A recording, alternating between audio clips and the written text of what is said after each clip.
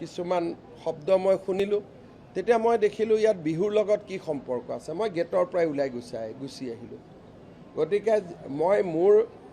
সমস্ত পলিটিক্যাল কেৰিয়াৰত এবাৰ তেওঁ পাতা দিল্লীত অনুষ্ঠান এটা গৈছিলোঁ 8 বছৰ আগতে আদাৰৱাইজ শ্যামকানু মহন্তৰ মই কোনো অনুষ্ঠানত নগৈছিলোঁ ব্যক্তিগতভাৱেও তেওঁৰ অনুষ্ঠানবিলাকত মই কেতিয়াও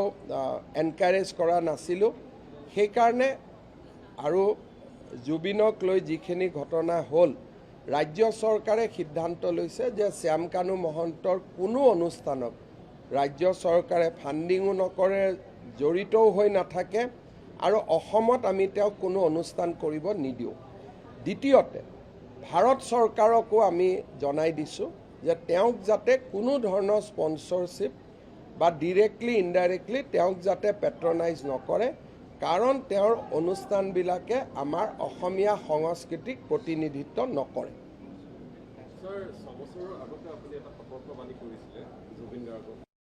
আগৰ পৰাই মোৰ চকুত আছিল আৰু আপোনালোকে যদি মোৰ বাইট দেখে মই সদায় কৈ আহিছিলোঁ যে জুবিন এটা ডাঙৰ সম্পদ কিন্তু একাংশ লোকে জুবিনক নিজৰ ব্যক্তিগত বিভিন্ন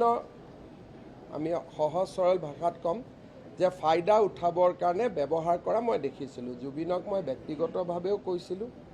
আৰু দুই এটা সামাজিক মিটিঙতো মই কথাবোৰ কৈছিলোঁ কিন্তু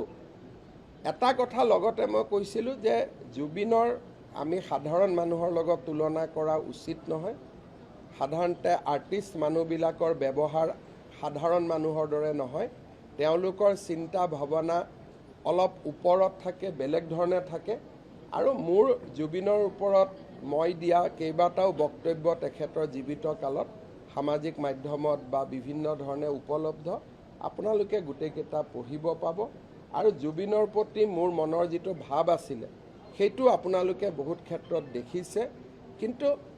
যিসকলৰ এটা চাৰ্কুল আছিলে সেই চাৰ্কুলটোক লৈ মোৰ যেনেকৈ আজি ৰাইজে প্ৰশ্ন তুলিছে মই 6 বছৰ আগতে সেইটো প্ৰশ্ন তুলিছিলোঁ আৰু এটা কথা আমি কৈ থৈ দিওঁ যে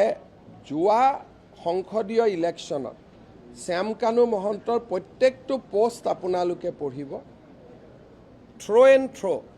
তেওঁ নৰেন্দ্ৰ মোদী আৰু আমাক বিৰোধিতা কৰিয়ে সামাজিক মাধ্যম চলাই গৈছিল যোৱা MP ইলেকশ্যনৰ সময়ত তেওঁৰ যদি শ্যামকানু মহন্তৰ গোটেই পোষ্টবিলাক দেখে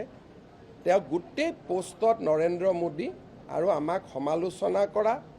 আৰু ইলেকশ্যনত বিজেপি হাৰিব বুলি প্ৰেডিকশ্যন কৰা তেওঁৱে মেইন মানুহ আছিলে আৰু তেওঁৰ লগত মই ব্যক্তিগতভাৱে কথাও নাপাতিছিলোঁ মোৰ মোবাইলত অজস্ৰ মেছেজ আছে মই তেওঁক এটা ৰিপ্লাইও নিদিছিলোঁ গতিকে তেওঁৰ ওপৰতো মোৰ যিটো দৃষ্টিভংগী তেওঁ নিজেও জানে মই বহুত দিন তেওঁক কৈছোঁ যে তোমাৰ যিটো তুমি কৰা এইটো উচিত নহয় আৰু অসমখনক লৈ যিটো সংস্কৃতিৰ নামত যিটো অপসংস্কৃতি সেইটো মই কেতিয়াও ছাপোৰ্ট কৰা নাছিলোঁ আৰু সেইকাৰণে শ্যামকানু মহন্তৰ লগত মোৰ বহুত বেছি সম্পৰ্ক নাছিল কিন্তু অসমখন কিমান ডাঙৰ ইজনে সিজনৰ লগততো ক'ৰবাত নহয় ক'ৰবাত গা খুন্দিয়াবলগীয়া হয়েই কিন্তু শ্যামকানু মহন্তৰ ৰঙালীয়ে হওক নৰ্থ ইষ্ট ফেষ্টিভেলে হওক এইটোৱে অসমক প্ৰতিনিধিত্ব নকৰে এটা কমপ্লিট বিজতৰীয়া সংস্কৃতি এটাক তেওঁ আগুৱাই লৈ গৈছে